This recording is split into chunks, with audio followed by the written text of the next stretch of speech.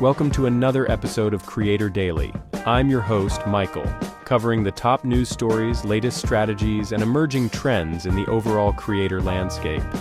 In today's show, we'll touch on how Meta is sweetening the deal for their premier creators with updated bonus incentives. We'll also dive into a new report that sheds light on how social platforms are stacking up for brand performance. Plus, we'll have a chuckle over the details of Elon Musk's entertaining legal tussle with OpenAI. Don't miss our preview of the much-anticipated Threads API that's set to launch in June. And finally, we'll look into how IPG is adopting Adobe's AI-driven Gen Studio for an innovative content creation twist. Stay tuned for all that and more on Creator Daily. Let's dive in. Meta is sprucing up its creator bonus program in a bid to keep top creative talents engaged and producing content. They've kicked the monthly earning caps to the curb, opening up unlimited earning potential for creators. With Reels driving more engagement on Facebook and Instagram, it's a smart move for Meta to flex its muscles and keep content creators sweet and producing. Moreover, Meta's casting a wider net by inviting creators from new countries like Italy, France, Spain, and a handful of Asian countries to get in on the bonus action. But it's still an exclusive party, invitation only based on your reach and content performance. Creators shouldn't rest on their laurels, though. There's more. Meta's pushing for more money-making opportunities by letting creators include Reels ads in their videos, and they're shifting their video payout strategy. They're moving away from ad-based revenues to performance-based, meaning creators with high-performing content stand to gain the most. It seems like Meta's playing catch-up with YouTube's revenue models and trying to hedge against TikTok's popularity. For top creators on Meta's platforms, these updates could make a real difference in how they monetize their influence. Keep an eye out as these changes roll out and see how Meta's strategy plays out in the competitive social media landscape. Understanding how your brand's content performs on social media just got a little easier thanks to the latest social media benchmarks report from Rival IQ. The report, which analyzed over 5 million posts and 10 billion likes, comments, and favorites across major platforms, gives us a peek into what the average engagement rates look like for different industries. Starting with Facebook, the median engagement rate across all industries is 0.063%, just a hair above last year's numbers. Sports seems to be leading the engagement pack, with other sectors like influencers, higher education, and alcohol brands also showing relatively strong interactions. These numbers suggest that while people aren't engaging massively with content, having a broad reach might be more indicative of content performance. When it comes to Instagram, there's a slight downturn, with the average engagement rate dipping to 0.43%, which is a significant drop from the nearly 1% we saw just a couple of years ago in 2021. This change is attributed to increasing competition and shifts in user behavior, possibly influenced by Meta's algorithm that favors AI-driven content suggestions.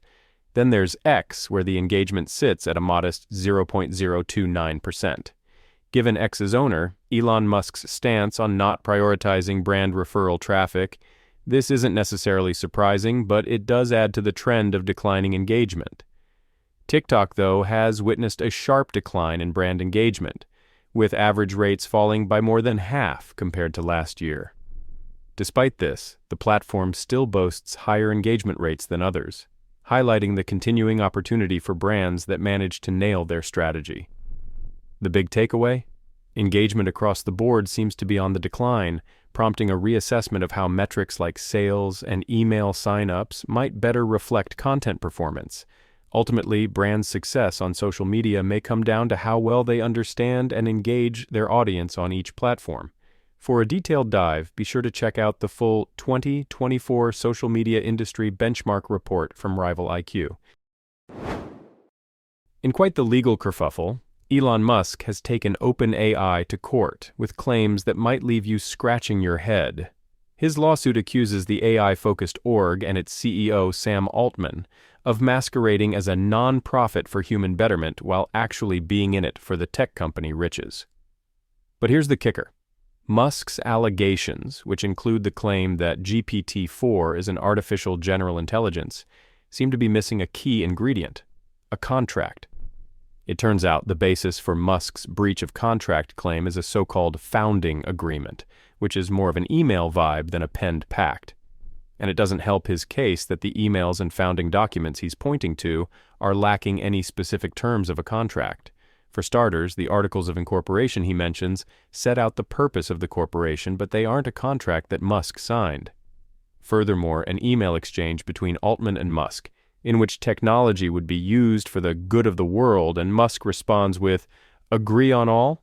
doesn't quite convince anyone that there's an actual contract at play. Legal experts presented with this are reportedly more bemused than convinced. Musk's lawsuit also dives into promissory estoppel, a concept rarely seen outside of law textbooks, meaning he's arguing he justifiably relied on OpenAI's promises when donating millions without a written contract, a generous interpretation of how donations typically work. The lawsuit then continues to flounder with some general state claims and an almost poetic reach for an accounting action that insists OpenAI owes him money, a peculiar expectation for a donor. Legal buffs are likely ready to watch OpenAI counter with a strong dismissal move, citing failure to state a claim, which could turn this entire proceeding into a teaching tool for law students.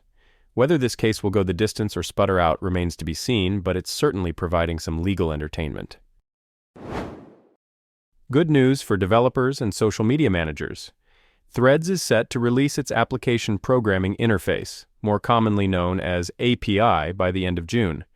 This new tech development comes after Meta's platform tested the waters with a select group of partners including Hootsuite and TechMeme. What does this mean for us? Well, with the Threads API, developers can create third-party apps specifically for Threads, and sites can publish content directly onto the platform. Here's the nitty-gritty. According to Threads developer Jesse Chan, the API will initially provide the ability for users to authenticate, publish threads, and retrieve the content they've posted using these third-party tools. And there's more to come down the line, with additional features planned for future updates. Now, this might sound familiar because for quite some time users have been using apps like Hootsuite and Tweetbot for posting and managing their content on platforms like X and Reddit. But there's been a bit of a shakeup in recent years. Some social media sites have pulled away from third-party app support by either scrapping their APIs altogether or cranking up the cost, leading to some of these apps shutting down. Interestingly, several of Threads' competitors, such as Blue Sky and Mastodon, have been more welcoming to third-party apps from the start. When X made changes to its API, which negatively impacted Tweetbot, the creators of Tweetbot pivoted to make a similar app for Mastodon, named Ivory. This move by Threads signals a potentially more open approach that could benefit the ecosystem by fostering innovation and extending the platform's functionality through third-party development. Interpublic Group, also known as IPG, has taken a significant step forward by integrating Adobe's Gen Studio into its marketing technology platform. Gen Studio is an AI-driven platform designed by Adobe to automate and scale creative content. This move allows IPG to combine the robust AI tools of Adobe with its proprietary Axiom data, creating more accurate consumer profiles and stronger brand connections. The implementation of this combined tool will span the entire IPG portfolio. It's expected to greatly enhance content creation, curation, assembly, personalization, and measurement across IPG's diverse marketing disciplines and client teams. This is a strategic response to the intense competition within the marketing and advertising sector, especially with firms like WPP and Publicis Group ramping up their AI capabilities. Adobe's broad suite of products, including Workfront, Experience Manager, Express, Firefly, and creative generative AI models, will form the backbone of what IPG calls its IPG engine. This platform aims to foster authentic engagement with brands across various channels by weaving customer intelligence throughout the creative process. This bold AI play is part of IPG's reported $100 million investment to enhance AI implementation across its global network, following a year when the company faced flat revenue numbers. By aligning closely with Adobe's technology, IPG is investing in an area with significant buzz, setting itself up for future growth after a challenging period.